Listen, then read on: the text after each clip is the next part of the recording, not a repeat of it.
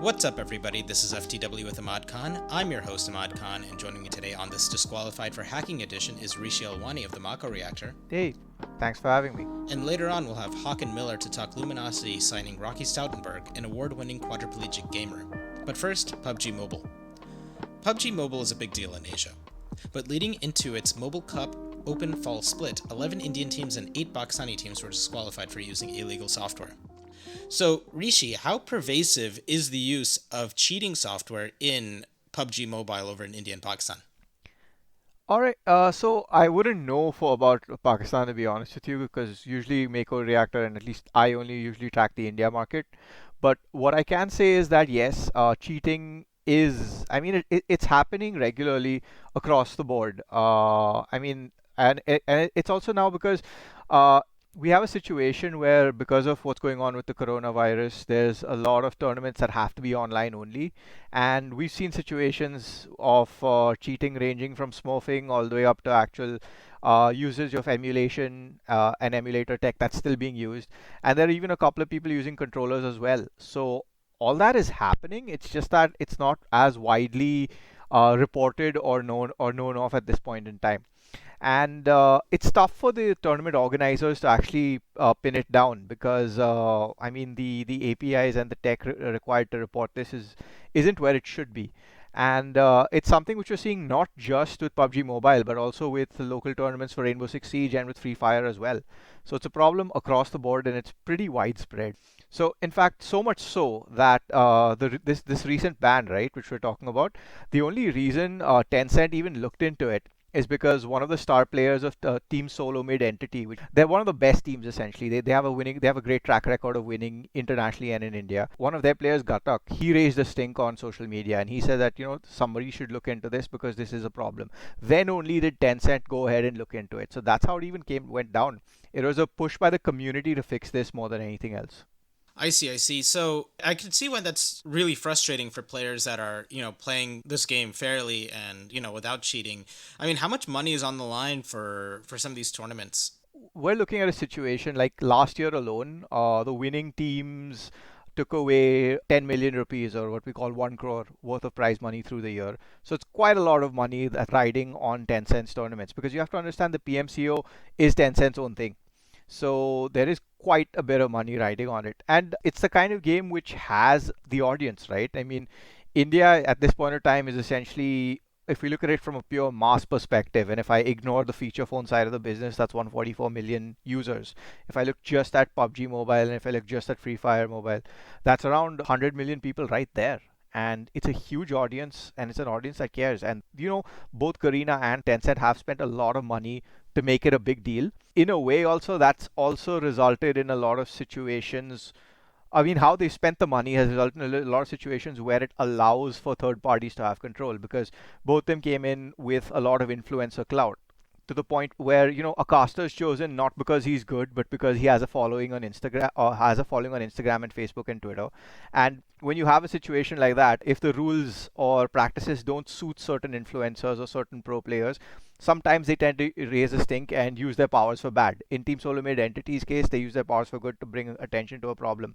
But more often than not, we've seen tournament organizers and publishers held at gunpoint to make sure things happen a certain way. And if they're not, the viewer counts fall tremendously. And we've seen that in the past where, a tournament would get somewhere close to 60, 70,000 views, but then the moment a certain hotshot influencer with clout doesn't like it, the views fall to 4,000, 5,000. It's a situation where a greater amount of care is needed from the publishers to not, they've basically they've given away control, and that's going to be really tough to get back in a market like this. Right. So, in past instances in which there was cheating in esports, the most famous instance that comes to mind is the iBuyPower situation in Counter-Strike a few years back, where the team was essentially banned permanently by Valve. What are the repercussions for these teams that are cheating?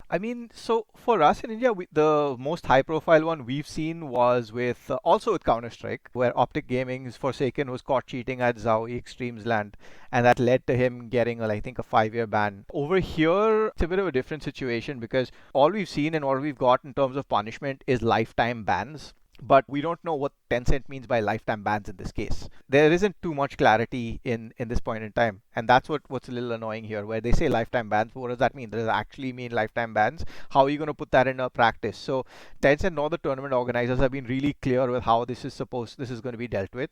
And what's interesting is that there were 531 teams that are disqualified during the online qualifiers of this tournament because of cheating or using third-party apps to gain an unfair advantage.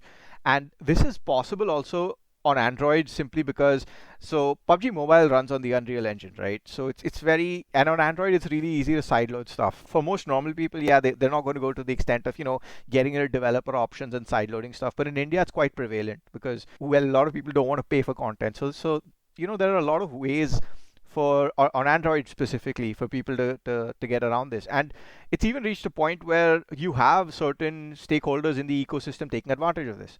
So I think a few weeks ago I was talking to a few accessory manufacturers, and they make controllers for PC, but they were like, our controllers also work on Android, but we're not saying it because on Android they work on PUBG Mobile, and we don't want to be responsible if someone's account gets banned. But yeah, people are playing that game and playing COD Mobile and playing Free Fire with our controllers, and as long as we're not saying anything, we're okay. To clean up the scene at this stage is going to be I don't envy Tencent or Garena or Activision at this point in time. Yeah, that's such a fascinating kind of problem that's affecting the region at the moment.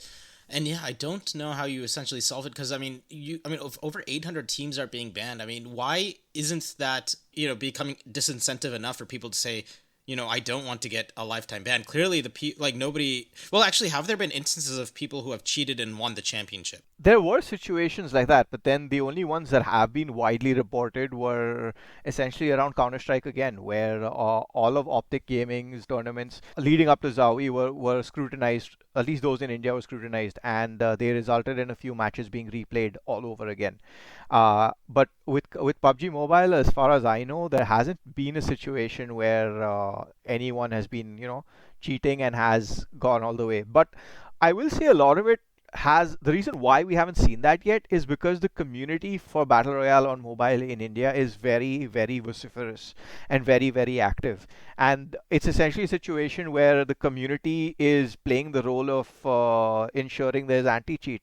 So yeah, that's the concern right there. It's essentially the community that's pulling the strings in this capacity. The other thing that comes to mind, when you're talking to these controller manufacturers, using controller on a mobile game is against the rules or forbidden. And I wonder to what extent why, because on PC esports, right, they don't really care if you're using the fanciest keyboard or the crappiest keyboard or the fanciest mouse, etc., etc. It's kind of up to you to use the tools that are allowed. Why are external tools not allowed in mobile esports?